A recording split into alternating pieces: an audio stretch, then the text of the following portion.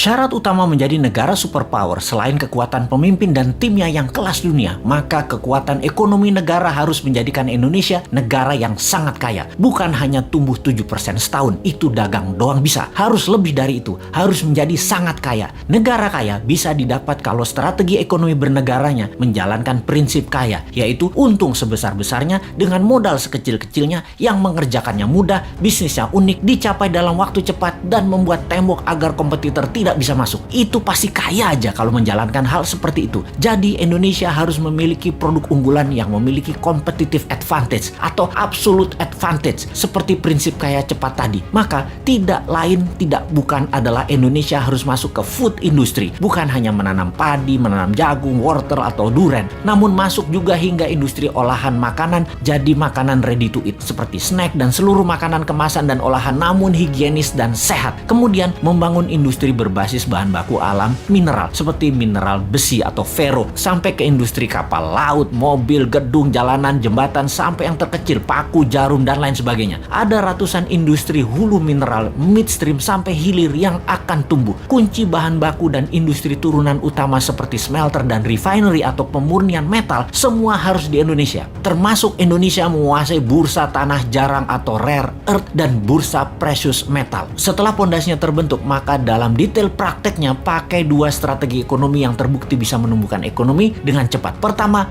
bottom up, dari bawah ke atas, di mana kita akan membuat UKM scale up dari 20 juta pengusaha kelas kecil saat ini, 50%-nya dalam waktu 10 tahun menjadi pengusaha kelas menengah, dan 50% kelas menengah tadi menjadi kelas besar dengan pinjaman 0% menggunakan printing money yang diutamakan adalah industri serta manufaktur. Yang kedua adalah trickle down, dari atas ke bawah, di mana kita akan membuat 1000 konglomerat baru. Program ini bernama Bossman Boys. Setiap provinsi akan diseleksi mereka yang nasionalis, sudah memiliki pengalaman bisnis minimum 10 tahun, sudah memiliki organisasi dan tim manajemen yang tangguh. Mereka rata-rata akan diberikan standby loan 5 triliun rupiah tanpa bunga yang harus dikembalikan dalam 7 tahun utuh. Seleksinya nasional berdasarkan prestasi, meritokrasi sistem. Yang terpenting karakternya adalah NKRI garis lurus, visioner, agresif, dan terukur. Oligarki mules nih kalau program ini dijalankan. Makanya jangan pilih Mardigu jadi presiden.